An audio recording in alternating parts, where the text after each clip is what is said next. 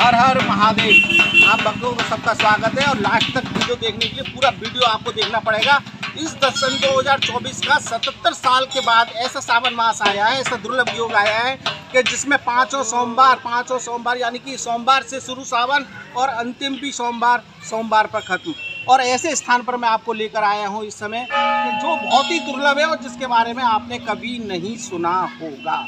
जी हाँ भक्तों, अगर पूरा वीडियो देखना तो लास्ट तक देखिए, बहुत बड़ा रहस्य मैं खोलने वाला हूँ। तो सबसे पहले मैं लेके चलता हूँ आपको मेन द्वार पर, तो चले आइए, तो लास्ट तक मेरे साथ बने रहिए। तो सबसे पहले यहाँ पर देखिए कि मैं आपको कहाँ पर लेकर आया हूँ, श्री बिल्वेश्वर महादेव। जी हाँ, ये बिल्वेश्वर महादेव का वो स्थान है कि जहाँ पर माता पार्वती ने स्वयं तपस्या की और माता सती ने स्वयं तपस्या की। तो ये वो स्थान है।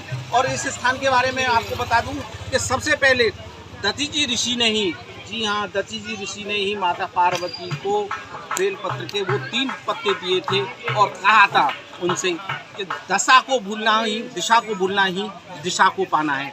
अब मैं मेरे साथ बने रही, अब मैं उस स्थान पर आपको लेकर चलूँगा कि जहाँ पर माता पार्वती ने माता सती ने तपस्या की। तो देखिए, सबसे पहले देखिए कि आज सोमवार 5वां और आज जो यहाँ की भव्यता है वो देखने लायक है, जो सुंदरता है वो देखने लायक है। आज इस सुंदरता को देखने के लिए यहाँ पर नाग, गंधर्व, यक्ष, कन्या, सभी देवता, मनुष्य, ऋषि, मुनि, ऊपर से देवराज स्वयं देखते हैं इस भव्यता के लिए, क्योंकि ये 5वां सोमवार बहुत ही दुर्लभ कार्य है। 77 साल के बाद ऐसा योग आया है जब सावन का महीना सोमवार से शुरू और 5वां सोमवार भी लास्ट सोमवार देखिए ये भव्यता देखिए।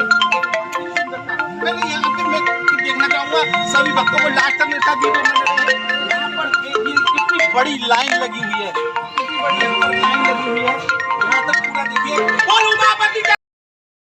सती जी ने तपस्या की, माता सती जी ने खुद तपस्या की।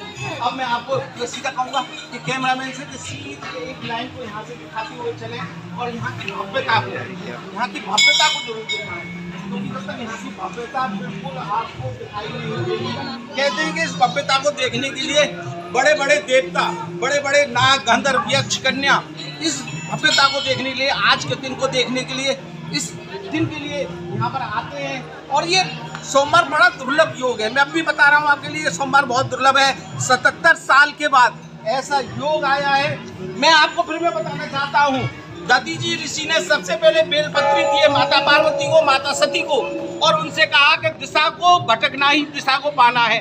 ये वही स्थान है, बिल्कुल वृक्ष देख सकते हैं, वो अनादिकाल का है। कितने युग बीत चुके हैं, यानी कि आप सतयुग, द्वापर, कलयुग, जितने भी आप युगों को लगातार ये चारों चक्र चलते रहते हैं। ये वृक्ष तब से खड़ा हुआ है और माता पार्वती के तप से, माता पार्वती के वो चल चुका है। और उसी के भोलेनाथ विराजमान है कि जहाँ पर माता पार्वती जी ने खुद तपस्या की। देखिए इस भव्यता को, यहाँ तक देखें, यहाँ पर कितनी भव्यता यहाँ पर बनी हुई है। पूरी लाइन को यहाँ पर देखते चले।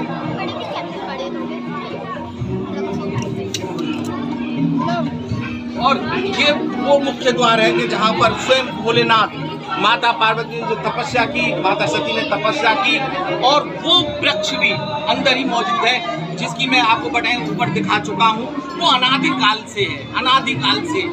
ये वो शुरुआत है माता पार्वती की कि जहाँ से उन्होंने भोलेनाथ को पाने की शुरुआत कर दी थी, यानी कि पहला चरण हरिद्वार से। अगर हरिद्वार के बारे में बात करना तो हरिद्वार के बारे में एक अनोखी बात है, क्योंकि यहाँ पर माता पार्वती, माता सती का तपस्थल तो है ही है, लेकिन भोलेनाथ की ससुराल भी हरिद्वार ही है। लेकिन उसके बारे में मैं आपको जानकारी बात करूँगा। यहाँ पर देखिए, यहाँ पर नंदी बाबा है और कहते हैं कि ये वो स्थान है कि जहाँ नंदी बाबा के मुख के बारे में अगर उनके कान में कुछ कह दीजिए तो भोलेनाथ के हृदय में वो बात पहुँच जाती है।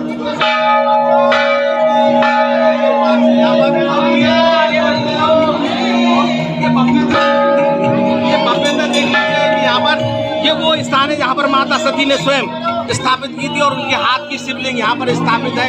ये बहुत ही दुर्लभ दर्शन होते हैं, लेकिन मर्यादा के कारण हम आपको वो दर्शन नहीं दिखा पाएंगे, क्योंकि वहाँ पर एक मर्यादा होती है सनातन धर्म की मर्यादा के अनुकूल हम कार्य करेंगे। अब यहाँ से चलते हुए मैं आपको एक और भी दुर्लभ अब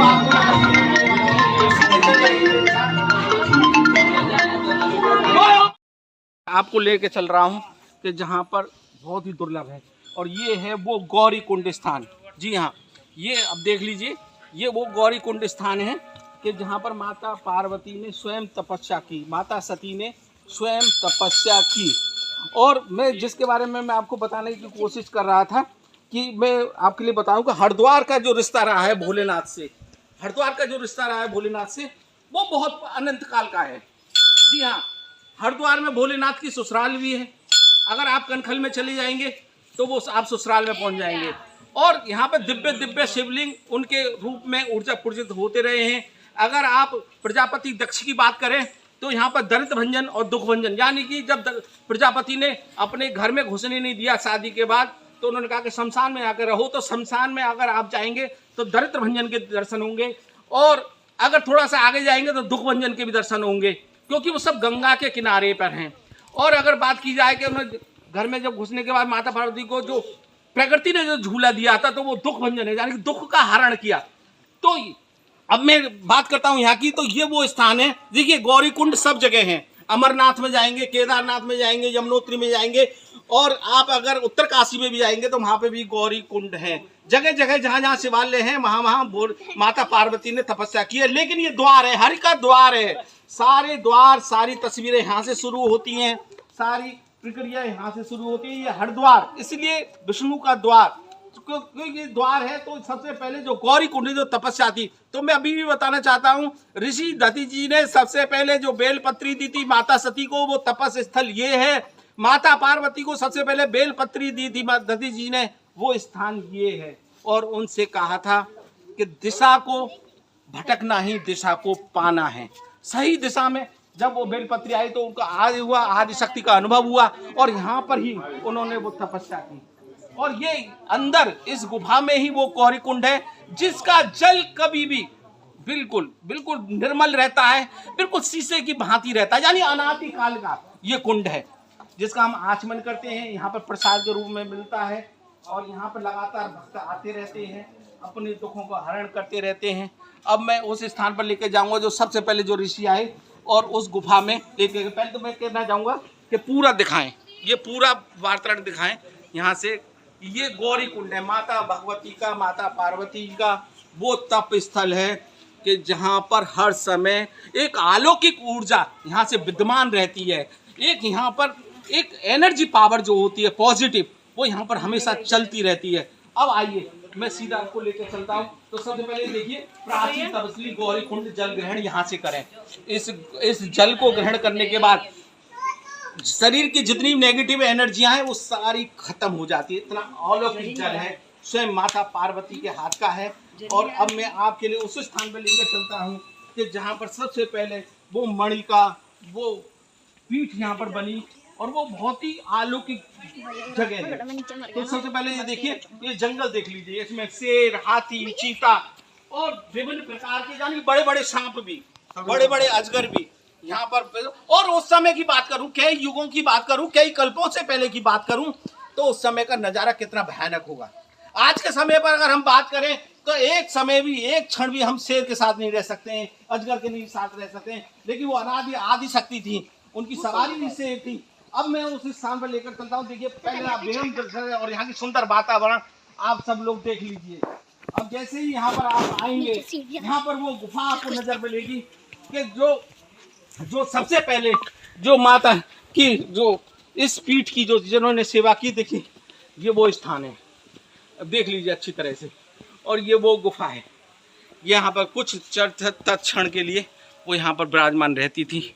और अंदर वो उन संतों की आप देख लीजिए, उनकी प्रतिमा है कि जो उनकी सेवा में हमेशा रहते थे। तो मैं यहाँ से कहूँगा, यहाँ से देख लीजिए, यहाँ से।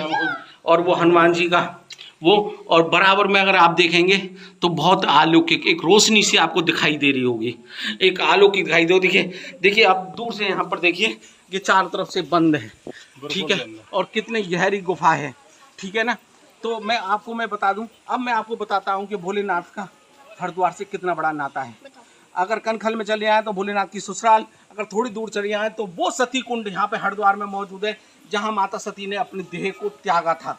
अगर बात करी जाए दरिद्र भंजन की और दुख भंजन की, तो वो स्थान है कि जब प्रजापति दक्ष ने महादेव को घुसने नहीं दिया, तो वो शिवलिंग है। और वो शिवलिंग भी हरिद्वार में ही मौजूद है, तिल भांडेश्वर, जो 15 दिन तक तिल तिल करके बढ़ता है और 15 दिन के बाद छोटा हो जाता है।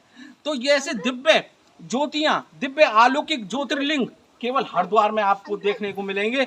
अगर वीडियो अच्छा लगा हो और जानकारी अच्छी लगी हो तो इस चैनल को सब्सक्राइब कर दें और लाइक कर दें, और आगे की जानकारी आपको विशेष ही दें। बोलिए हर हर महादेव।